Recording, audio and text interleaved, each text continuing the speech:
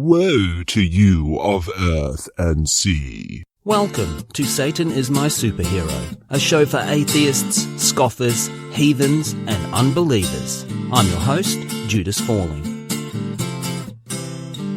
In this episode, we dive into the story behind the debut album. Welcome to hell. From the new wave of British heavy metal schizoid sons of Satan themselves, Venom. I have goosebumps. In 1979, a fresh-faced 26-year-old spent his days working as a tape operator at Impulse Studios in Newcastle, where they recorded folk musicians and the family-friendly material of television comedians. Take my wife, please. But by night, this seemingly innocent young man frequented the local bars and church halls playing guitar in a filthy rock band called Dwarf Star. Oh, how cute. This six-string slinger I speak of was none other than the voice of the devil himself, a man the whole world would one day come to know as Kronos. I don't know who that is. And young Kronos had a dream to create a band that was heavier and more over the top than anything anyone had ever seen or heard before. More satanic than Black Sabbath, louder than Motörhead, with a pyrotechnic show to ride and kiss, and with even more leather and studs than Judas Priest. The ultimate ingredients for the ultimate metal band. I am already at second base with myself. Meanwhile, in another part of the ancient, grimy, shipbuilding town, the other two halves of this triumvirate of evil, This family does not match. Mantis and Abaddon, were playing guitar and drums respectively in a Judas Priest covers band called Guillotine. Ow, me head. At the time, Newcastle had a population of around 270,000 souls, so it was inevitable the only three musicians awesome enough to create Venom would run into each other sooner or later. Thoughts on Satan? He's the coolest. You should join my band. So Kronos joined the Judas Priest covers band Guillotine and immediately announced, Guys, we can't just play Judas Priest songs forever. What if they start using synthesizers? You shut your mouth, Kronos. You shut your goddamn filthy mouth. Kronos and Mantis soon started churning out original songs for the band to perform. Then at some point they changed the name after a suggestion from a roadie. You should call the band Venom. Like a poison? Well, poison is passively delivered by being ingested, inhaled, or absorbed through the skin. Venom, on the other hand, is actively delivered through a wound by means of a bite, sting, or similar action. I think Venom best encapsulates the menacing disposition and aggressive, nihilistic philosophy of your tormented, malevolent lyrics and music. You can't spell guillotine, can you? No. Kronos attempted to talk Impulse Studios into letting the band record there for free. Let me think about it long and hard. The answer is no. Kronos then did the very next best thing you could do in 1979 and recorded a rehearsal session in a church hall on a cassette recorder. Oh. That's right, Venom in an echoey church hall on a one-track retail cassette recorder. I know what you're thinking. I bet it sounds amazing. Well, you're in luck. Here is that previously unreleased tape recording. Kronos took that cassette to where he worked, Impulse Studios, and well, how about I let him tell you what happened next? I played it to everyone at the studio, and they hated it. Philistines. There's just no accounting for taste, I guess. Anyway, at this time, the band was not the trim, muscular power trio teenage boys everywhere would one day come to love, but instead they were a flabby dad-bod five-piece. Introducing Venom Mark 1. On vocals we have the Risen One, the Undead Among Us, Son of Man, and Bringer of the Apocalypse, Jesus Christ. On guitar duties we have Mantis, and the leader of Titans, divine descendant of Gaia, and usurper of Father Sky, Kronos. On drums we have the Angel of the Abyss, the Destroyer and King of the Locust Army at the end of the world, Abaddon. And playing bass guitar is Alan Winston. Alan quit the band. It's not for me. Just a few days before they were due to play their very first gig. With no time to find a replacement, Kronos took over the bass guitar. And according to Katrina Gilmore in the Leeds music scene, playing the show with the borrowed bass plugged into his Marshall guitar amp and effects pedals, he created an unnerving racket and the bulldozer bass was born. I know all this happened more than 40 years ago, but just hearing the story makes me upset. Where are you going with all your things in a bag? I plugged the bass into Dad's Marshall. Eventually, Kronos was able to work out a deal with Impulse Studio management where the band could record in exchange for him working overtime.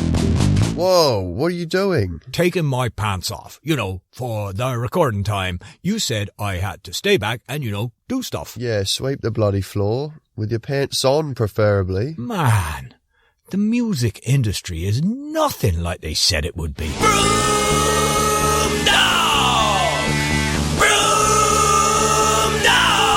So in April 1980, Venom recorded a 3-track demo tape called Demon, which they then sent out to everyone they could in the industry. Not everyone responded positively. Turn it off! Turn it off!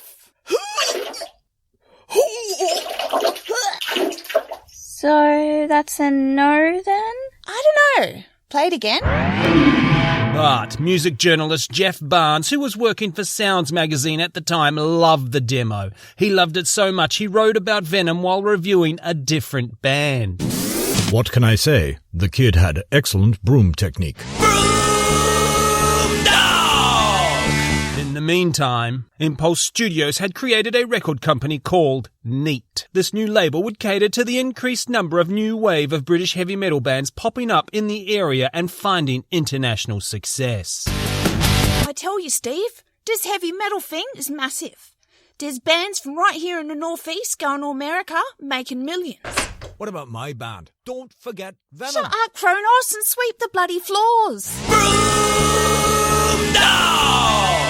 Kronos gave up any and all hopes of a social life to work unpaid overtime once again and got Venom back into the studio. This time recording 6 tracks. One of them being Live Like an Angel, Die Like a Devil. A song Mantis had written especially for his buddy Kronos to sing. After that session and having heard Kronos sing for the very first time, Abaddon and Mantis fired Jesus Christ from the band. It's not for you. According to Kronos, he said we could keep his PA for me to sing through, and his parting words were something like, I f***ing love this band. I really hope you guys make it. I've always said it. Jesus is too nice. Don't worry about it, boys. You guys look tired from that whipping you just gave me. I'll carry the crucifix. Having shed the 183 pounds of flabby dead weight that had been Jesus Christ, Neat Records finally bowed to the devil and agreed to let the band record a single in January 1981. But if it doesn't work out, you'll be sweeping floors until the 90s. Broom dog! Broom dog! This session was produced by successful rock, pop and country songwriter Steve Thompson. The band hated Thompson with a vengeance, and Kronos said of their time with him, we knew he had no sense of humour and wouldn't find it funny, and he'd cry like a baby. Immediately after this session, Thompson quit the record label. It's not for me. But that doesn't matter because, in April 1981, the In League with Satan, Live Like an Angel, Die Like a Devil 7-inch single hit the shelves. And those shelves have never been the same. The single was successful. Are you serious? So successful, Neat Records sent the boys into the studio in August 1981 for 3 days to record demos of all the original material they had. Then the label simply decided to release these demos as the band's debut album. Welcome to hell. Exciting news, boys. We're releasing the album next week. What album? We haven't recorded an album yet. Oh. Well, this is awkward.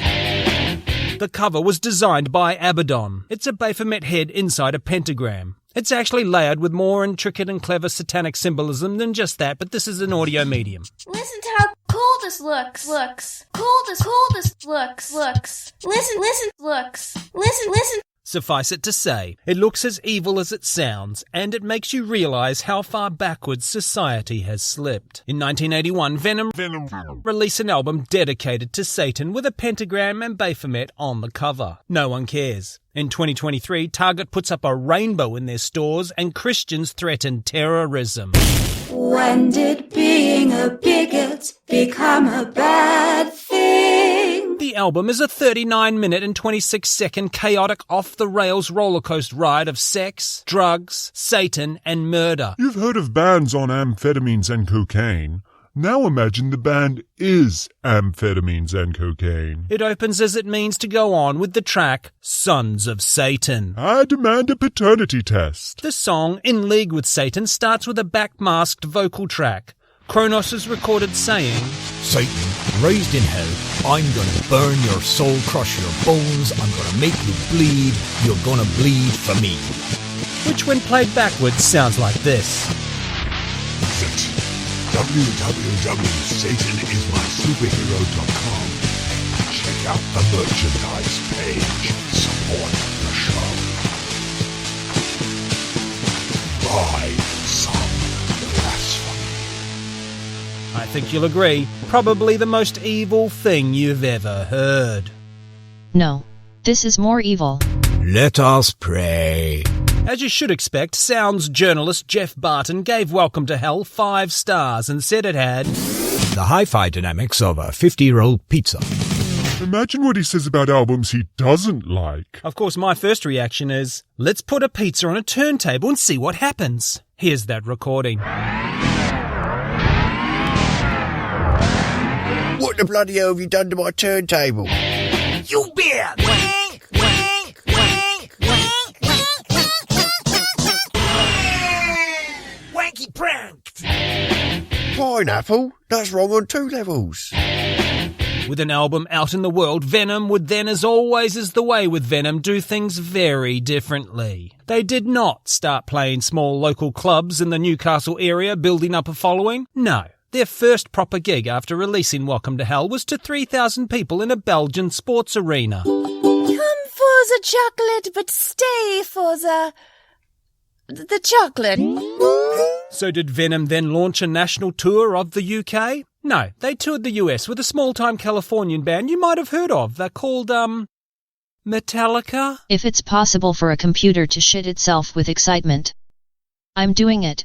Right now. Due to the band's insistence on a massive pyrotechnic show, Venom would not play in their home country for another 3 years until they sold out London's Hammersmith Odeon in 1984. All right, Hammersmith, we're gonna set this place on fire! Seriously, everyone get out. We're really gonna set this place on fire. This poorly recorded collection of demos' influence on extreme music cannot be understated. Welcome to Hell is probably responsible for the entire Norwegian black metal scene as we know it. Oh, yawn, I get so angry thinking about how the Christians came here and destroyed our ancient culture, just so they could take our money and molest our children. We should start a heavy metal band to express our outrage. The lion shall not defeat the wolf. But we don't know how to record music. Oh boy, have I got the album for you. In their 100 greatest albums of all time, published in 2017, Rolling Stone ranked Welcome to Hell at 74. How disappointing. Anyway, despite the injustice, Rolling Stone did redeem themselves with this quote. Forget about British punk. True musical anarchy arrived in the UK with the emergence of Welcome to Hell. A debauched collection of devil worship, drinking, and wanton woman by Newcastle trio Venom. Outpacing and out-trashing even the mighty Motörhead, the sweaty, shirtless trio saturated every instant of this classic collection with filth, senseless bombast, and undying charisma. That'll do, Rolling Stone. That'll do. Every couple of weeks, Dad puts us in the studio Closet. and asks us, Forces us. to listen to heavy metal music. But he said if we get enough patrons, we can outsource this job to underprivileged children in third world countries. Yay. So please support the show at www.patreon.com/SatanIsMySuperhero. Save our fragile little minds being warped by grown men in spandex. What can we take away from Welcome to Hell? Venom are credited, if not creating, at least shaping black metal and death metal. They have their DNA in every strand of extreme music. But I think the thing that sometimes gets lost on their dark and brooding prodigies is that Venom are fun. They're just balls to the wall, chaos and fun. Satan is fun. Oh, stop it. You're making me blush. It could certainly be argued Venom's illegitimate Norwegian black metal spawn, with their infamous Nazis, arsons, murders, exploitations of suicide, homophobic and racist hate crimes, are not having anything like the fun Venom had. But that's for another episode. For now, I'll just say, when asked about these bands, Kronos has said, When some of the Norwegian bands called themselves black metal, I thought, well, you're not. Because for us, it was sex, drugs, rock and roll, Satanism. And in that same interview, he said, Where's the tongue-in-cheek that we had? Oh, yawn, I feel so weighed down. Is it the oppressive grind of the modern world combined with the bitter cold and bleakness of the inhospitable north that sits so heavily upon you, my brother? No, it's all the corpse paint I'm wearing. The conclusion here is, Venom, love 'em or hate 'em, you can't help but love 'em. Venom never compromised. Venom played up the satanic angle and never apologised. They cut their own path, and by doing so spawned not just one genre, but multiple genres of extreme music. Heavy music in the 21st century is different if Venom didn't happen. The blueprint this band would follow to the legendary status of metal immortals is all right here on Welcome to Hell. Not many bands can say that about their debut album. I've been sending nude selfies to Kronos. He said I have a lovely set of chips. I think on that note, it's time for a final quote. Christianity is absolutely nothing other than a shield for psychopaths to hide behind and fantasize about some supernatural being taking out sick and violent retribution on anyone who is other. What just took me 30 words to say, Venom did in 5, with the song In League with Satan, when Kronos sang, No one prayed for Sodom. And that's why Satan is my superhero. If you've enjoyed this episode, rate, review, subscribe, you know the deal. But please do go check out the website, satanismysuperhero.com, where you will find links to the merch store, our Patreon page, and all our social medias. And now the whole reason Judas did this episode, so he could force his kids to listen to Welcome to Hell from start to finish. Why are they, naked? Is this like a concert or a strip club? I'm confused. Terrible audio quality. I don't like how the album cover looks at me. They kind of sound like they're forcing their voice to sound, deep. Is it even English? Damn it, no subtitles. I can't understand what he's saying at all. I can't really tell if they're speaking English or a different language. I have no clue what they're saying. This guitar solo has been going on for a while. Not sure if my eardrums are going to recover from that.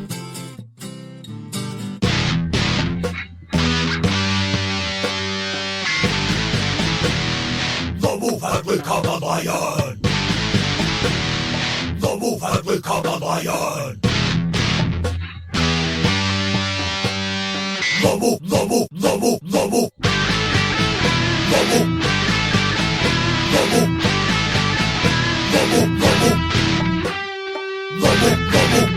I still think Lion has become the Wolf is better. Oh, for crying out loud, Motörhead! Whatever, it's your song.